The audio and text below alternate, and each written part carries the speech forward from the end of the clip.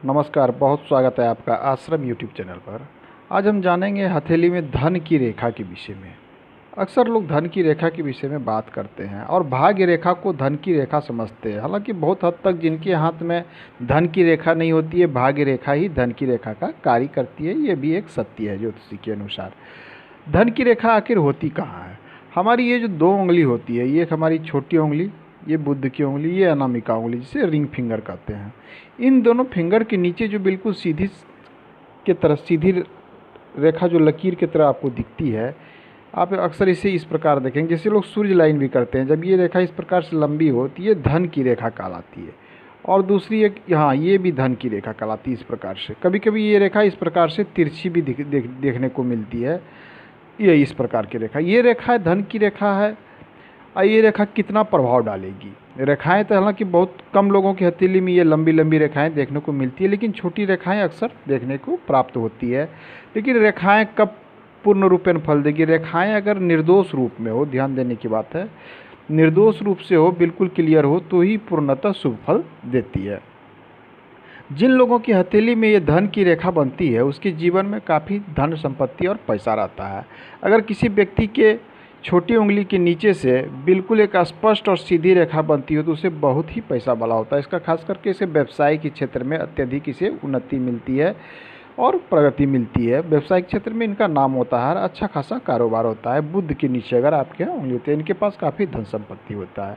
लेकिन अगर किसी व्यक्ति की हथेली में धन की रेखा सीधी लाइन में ना होकर टेढ़ी मेढ़ी हो, मान लीजिए इस प्रकार से जिगजैग टाइप को हो, या फिर इस प्रकार से अन्य रेखाओं के सपोर्ट से बनती हो, टूटी फूटी से हो, टेढ़ी मेढ़ी, तो इसका मतलब है कि जीवन में पैसा तो रहेगा, धन आएगा, लेकिन धन जो है आपके पास ज़्यादा समय तक टिकेगा नहीं, या फिर आएगा तो कोई ना कोई समस्या लगा रहेगा, धन वहाँ आपका खर्च होते चला जाएगा। तो इस प्रकार से आपकी हथेली से धन निकल जाएगा। अगर ये रेखा बिल्कुल स्पष्ट नहीं है, इस पर कट छट है, कटिंग है, टूटी है, टेढ़ी मेढ़ी है, तो इस प्रकार की समस्याएं देखने को मिलती है।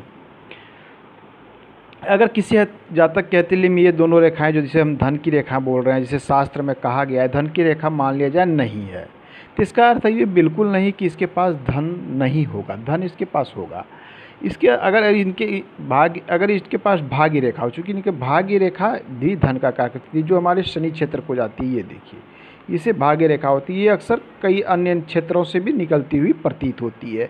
तो भाग्य रेखा जो के विषय में कहा गया है कि जिसके पास धन की रेखा नहीं हो, भाग्य रेखा होती है, भाग्य रेखा ही धन की रेखा का कार्य करता है।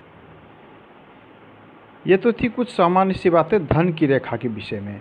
तो अगर मान लीजिए आपकी हथेली में धन की रेखा छोटी है, तो इसका अर्थ क्या होता है? अगर छोटी है और पर्वतों की स्थिति अच्छी है, मान लीजिए पर्वत, आपकी पर्वतों की स्थिति अच्छी है, तो ये रेखा भी है, तो ये एक बड़ा कार्य करती है।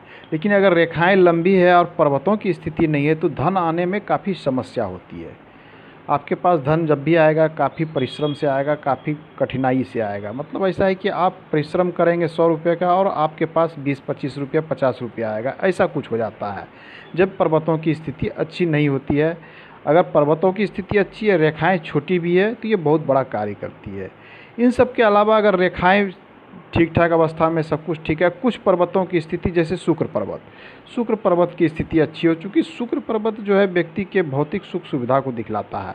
और भौतिक सुख सुविधा जातक को तब प्राप्त होता है जब उसके पास अच्छे प्रचुर मात्रा में धन संपत्ति होती है। तो अच्छा शुक्र पर्वत का होना एक है। दूसरा है गुरु पर्वत का अच्छा होने से समाज में मान प्रतिष्ठा सब कुछ मिलता है। और सूर्य पर्वत धन के लाभ को दिखलाता है। अगर ये 3 पर्वत आपके हथेली में अच्छी स्थिति में है, और साथ में अगर आपके हथेली में छोटी भी धन की रेखा है या छोटी सूर्य की रेखा है, बुध की रेखा मान लीजिए आपकी हथेली में छोटी सी है, तो भी ये एक बड़ा कार्य करती है, आपको जीवन में अच्छा खासा धन संपत्ति ला के देती है। हथेली में होता है क्या कि कुछ रेखाओं का जो है स्थान फिक्स होता है, जैसे कि आपकी ये आयु रेखा ये यहीं पर होगी, ये हृदय रेखा, ये हृदय रेखा, और ये मस्तिष्क रेखा, और ये भाग्य रेखा। लेकिन धन की रेखा के विषय में कोई स्पष्ट नहीं कि ये रेखा चंद्र से निकलेगी या राहु से निकलेगी, आयु रेखा से निकलेगी, या फिर ये इधर से निकलेगी या ये निकलेगी, या फिर ये गुरु पर्वत पे चलेगी। इसके लिए कोई स्पष्ट जगह नहीं होता, ये कहीं से भी निकल सकती है। मान लिया हो सकता है इस प्रकार से निकले, ये हो सकता है चंद्र क्षेत्र से निकले। तो इस प्रकार की चीज़ें देखने को मिलती है कि ये इनका कोई फिक्स स्थान नहीं होता कि ये कहाँ से निकलेगा, लेकिन कुछ रेखाओं का स्थान फिक्स होता है। आज के अंक में इतना ही, धन्यवाद।